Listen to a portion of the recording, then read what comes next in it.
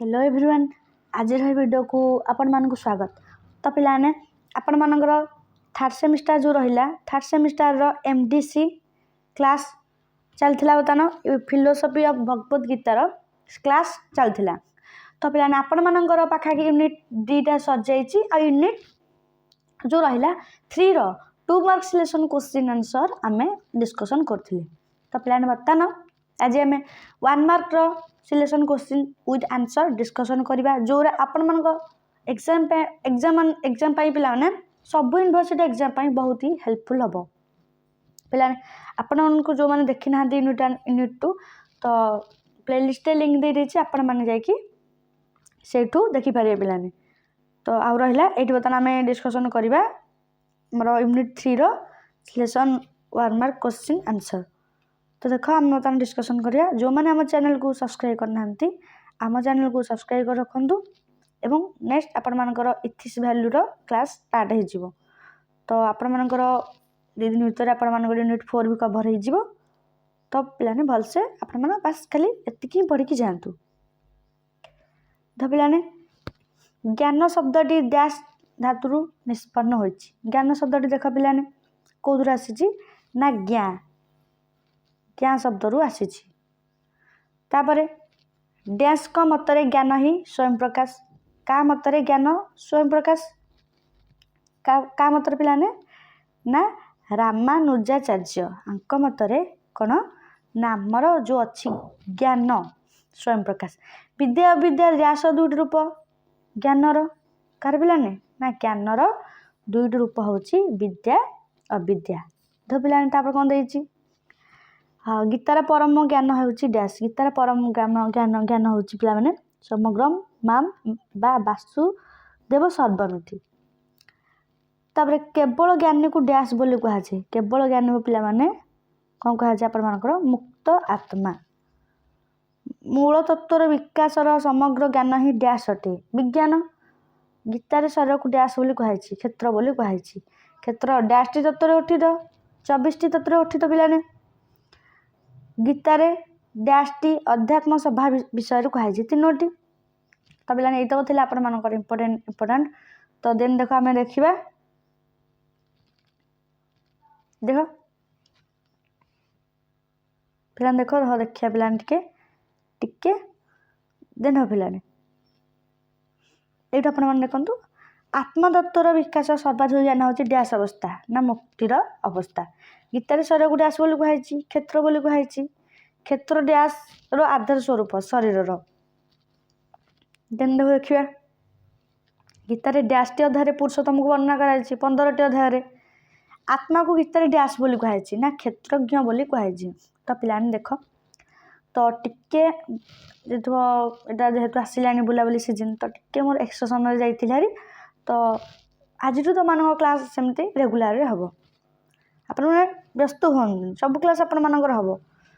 क्षेत्रज्ञ माने डैश ज्ञाता तो शरीर सत्य ज्ञान माने डैश और असत्यर भेद सत्य असत्यर भेद होची सत्य ज्ञान। अज्ञानर अंधकार दूर करथाय डैश किए दूर करथाय ना ज्ञान ज्ञान आमर दूर करथाय ना ज्ञान हूँ डैश पथर आलोक ना मुख्य पथर आलोक। तापर देख शरीर नाशशील किंतु आत्मा कौन अनाशशील। आमर शरीर कौन नाश हो माने पोड़ी हो किंतु आत्मा आमर कौन सी अमर जे आत्मा को मारे से कौन भूल ये आम आत्मा को मारे। गीतार मतानुसार आत्मा न डैश माने आत्मा मरी न थे न मरे कि न जन्म ने आत्मा जन्म ने। देख पिलाने कौन कहूँ आत्मा अमर। मनुष्य सर्वोत्तम गुण हूँ कौन ज्ञान जे सत्य को चिन्ह पारे से कौन ज्ञानी। सर्वोत्तम गुण हूँ ज्ञान किंतु जे सत्य को चिन्ह पार से हूँ ज्ञानी। अज्ञान दूर हेले ही डैश प्राप्ति हुए मोक्ष प्राप्ति हुए। तापर गीतार ज्ञान जो मनुष्य को डैश पथ देखाए गीतार ज्ञान जो मनुष्य को ठीक पथ देखाए।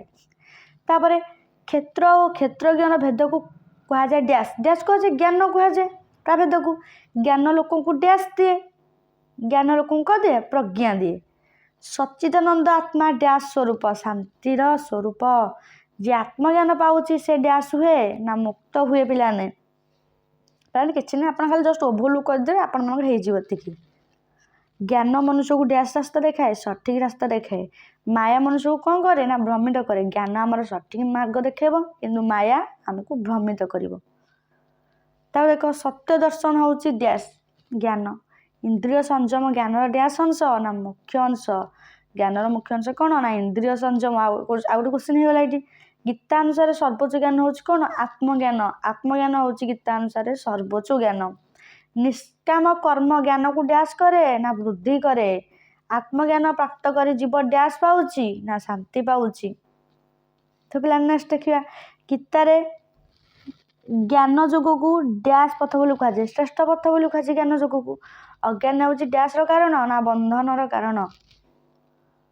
तापर देख ज्ञान जोग मनुष्य को डैश सहित जोड़े परम तत्व सहित जोड़े ज्ञान जोगर मूल उद्देश्य कौन ना आत्म साक्षात्कार गीता अनुसार बंधनर प्रधान कारण हूँ कौन अज्ञान जे सबकि आत्मा को देखे से कौन ज्ञानी अहंकार मनुष्य को डैश करे ना बंधन पकई थाए गीतार मुख्य पायर मुख्य साधन हूँ कौन ना ज्ञान सत्य ज्ञान मनुष्य को डैश करे मुक्त करे मैंने मुख्य दिगरे नबार सहायक हुए ज्ञानी पुरुष सदा डैश रहे शांत रहे देह आत्मार भेद बुझाइबा हूँ ज्ञान जोग मुख्य मनुष्य डैश आवश्यक निराशक्त माने आसक्ति रही अनासक्ति ज्ञानर डैश गुण ना मुख्य गुण तापर देख पिला इंद्रिय जनित सुख डैश समय सहित नष्ट हुए ना अल्प समय सहित नष्ट अल्प सहित नष्ट हो परम तत्व को चिन्हले मनुष्य डैश पाए शाश्वत आनंद पाए गीता मनुष्य को डैश छाड़ा शिखाए अहंकार छाड़ा शिखाए